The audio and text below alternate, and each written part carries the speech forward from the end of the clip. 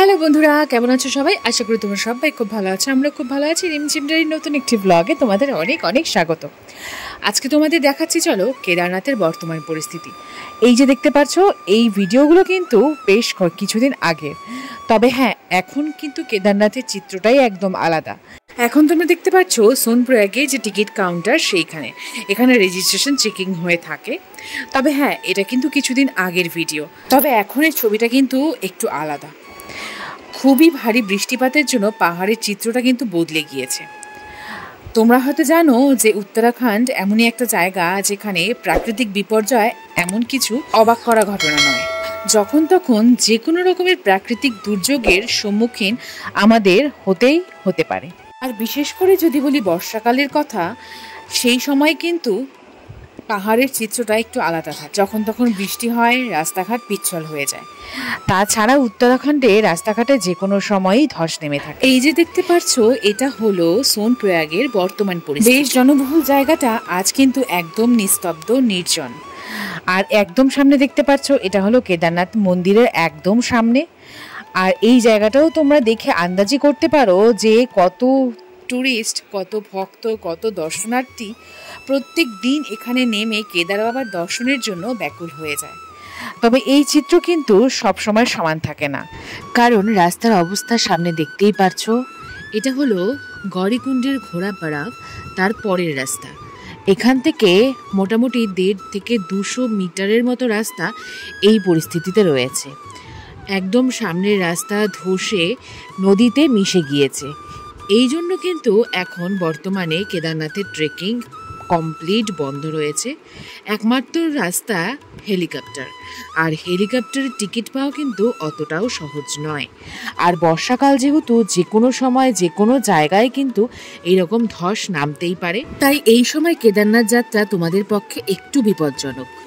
কারণ প্রাকৃতিক বিপর্যয়ে আর ল্যান্ডস্লাইড হয়ে কেদারনাথের যাওয়ার রাস্তা 150 থেকে 200 মিটার মতো নষ্ট হয়ে গিয়েছে।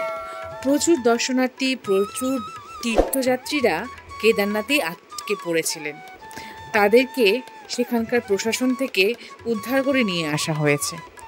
শুধু পায়ে হেঁটে যাওয়ার রাস্তাই নয়, প্রাকৃতিক দুর্যোগের কারণে হেলিকপ্টার করে যাওয়াটাও কিন্তু যথেষ্ট বিপজ্জনক।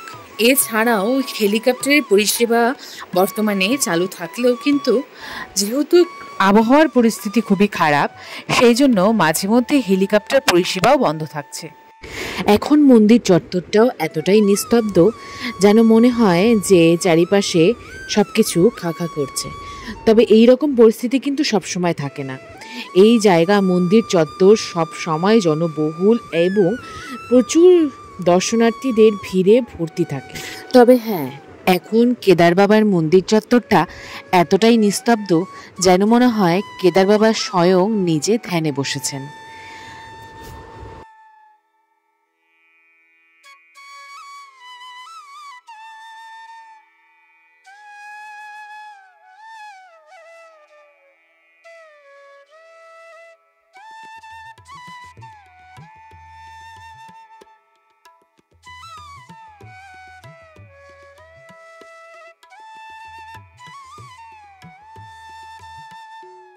যেহেতু কেদার বাবার দর্শনের এখন একমাত্র রাস্তা হেলিকপ্টার, তাই হেলিকপ্টারের টিকিট পাওয়াও কিন্তু বেশ মুশকিল।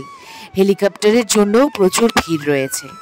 তবে হ্যাঁ, আবহাওয়ার কারণে তোমাদের বুকিং করা হেলিকপ্টারও কিন্তু অনেক সময় ক্যান্সেল হয়ে যেতে পারে।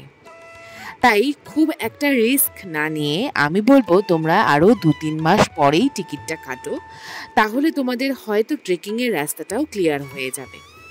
এছাড়া উত্তরাখণ্ড সরকার থেকেও গাইডলাইন দেওয়া রয়েছে, আরও 15-20 দিন পর কিন্তু ট্রেকিংয়ের রাস্তা হয়তো খুললেও খুলতে পারে। এই ছিল কেদারনাথের বর্তমান পরিস্থিতি। কেদারনাথের সমস্ত আপডেট তোমাদের সঙ্গে শেয়ার করার চেষ্টা করেছি। ভিডিওটা ইনফরমেটিভ লাগলে অবশ্যই একটা লাইক করো, কমেন্ট করো, সাবস্ক্রাইব করো।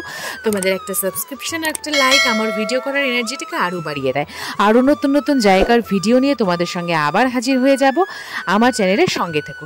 তো বন্ধুরা, ভিডিওটা ভালো লাগলে লাইক করো, কমেন্ট করো, সাবস্ক্রাইব করো। টাটা বন্ধুরা, দেখা হচ্ছে পরের ভিডিওতে।